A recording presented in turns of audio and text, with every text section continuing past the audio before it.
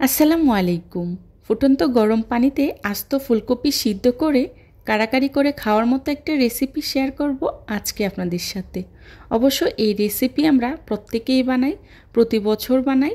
তবুও প্রতি বছর যখন ফুলকপি ওঠে বাজারে, এটা না খাওয়া পর্যন্ত শান্তি নেই।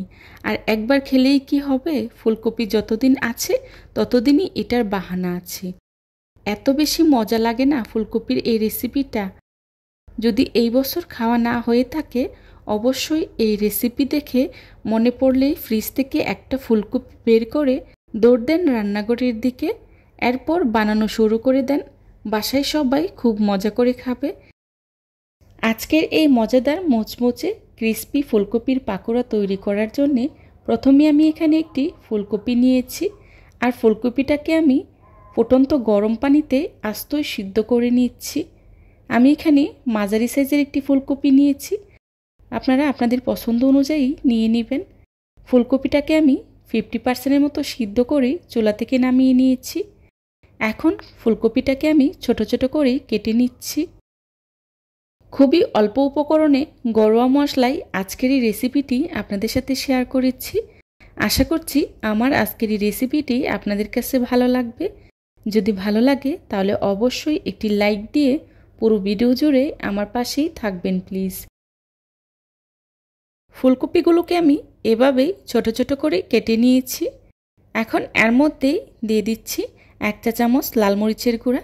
মরিচের গুঁড়াটা আপনারা আপনাদের টেস্ট অনুযায়ী ব্যবহার করবেন। দিয়ে দিচ্ছি হলুদের গুঁড়া 1/2 চা চামচ, ধনিয়া গুঁড়া 1/2 চা চামচ, আর দিয়ে দিচ্ছি ম্যাজিক মশলা 1 প্যাকেট।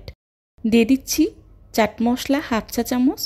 এটা অপশনাল, হাতের কাছে থাকলেই ব্যবহার করবেন, না হলে স্কিপ করতে পারেন। দিয়ে দিচ্ছি লবণ 1/2 চা চামচ। এখন সবগুলোকে আমি আলতো হাতেই মাখিয়ে নিচ্ছি। সবগুলো উপকরণ আমি একসাথে আলতো হাতেই মাখিয়ে নিচ্ছি। ফুলকপিগুলো যেহেতু সিদ্ধ, তাই খুব জোরে মাখাতে যাবেন না, তাহলে ভেঙে যেতে পারে। মশলাগুলো মাখানো হয়ে গেলে দিয়ে দিচ্ছি ডিম 1টি।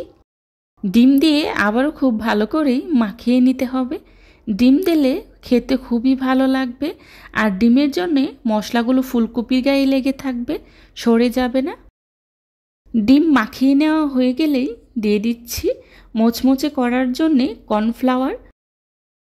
কর্নফ্লাওয়ার যে মোচমোচে করার কাজ করবে শুধু তাই নয়, কর্নফ্লাওয়ার মশলা গায়ে ধরে রাখারও কাজ করবে। আমি এখানে 2 টেবিল চামচ কর্নফ্লাওয়ার ব্যবহার করেছি। আপনারা চাইলে আটা, ময়দা, চালের গুঁড়া অথবা বেসনও ব্যবহার করতে পারবেন। হাতের কাছে যেটা থাকবে সেটা দিয়েই তৈরি করে নিতে পারবেন। এভাবে কর্নফ্লাওয়ার দিয়ে মাখিয়ে নিলে উপর দিয়ে যে মশলাগুলো লেগে আছে সেগুলো একটুও সরবে না, আর পুরো তেলও নষ্ট হবে না। উপরের দিকটা মোচমোচে হবে আর ভিতরে নরম সফট। মাখানো হয়ে গিয়েছে, এবার তেলে ভেজে নেব। তেলে ভাজার জন্যে চুলায় একটি প্যান বসিয়েই পরিমাণ মতো তেল গরম করে নিয়েছি। আর এর মধ্যেই দিয়ে দিচ্ছি ফুলকপিগুলো। এবার উল্টে পাল্টে ফুলকপিগুলোকে খুব ভালো করে ফ্রাই করে নেব। এই আস্ত ফুলকপির ফ্রাই খাইনি এমন বাঙালি মনে হয় একজনও খুঁজে পাওয়া যাবে না। এত বেশি মজা এটা লাগে, বিশেষ করে বাজারে যখন নতুন নতুন ফুলকপি ওঠে তখন এটা বেশি মজা লাগে। আসলে নতুন নতুন সব কিছুরই একটু কদর বেশিই থাকে, সেটা হোক সবজি কিংবা মানুষ। মানুষও যেমন পুরাতন হয়ে গেলে তার কদর থাকে না, তেমনি শাকসবজি সব কিছুর ক্ষেত্রে একই। তো যাই হোক, নতুন নতুন বাজারে ফুলকপি উঠেছে, এখনই এটা বানিয়ে নেবেন। ফুলকপিগুলোকে আমি খুব ভালো করে ফ্রাই করে নিয়েছি। এবার চুলা থেকে নামিয়ে নিচ্ছি। সেমভাবে আমি সবগুলো ফুলকপি ফ্রাই করে নিয়েছি।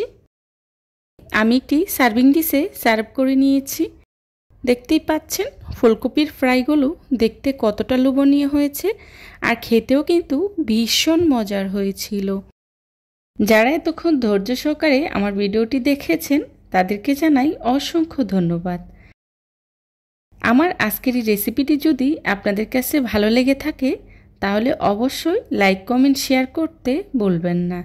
আপনাদের একটি লাইক এবং একটি কমেন্টস আমাকে নতুন নতুন কন্টেন্ট তৈরি করতে অনেক উৎসাহিত করে।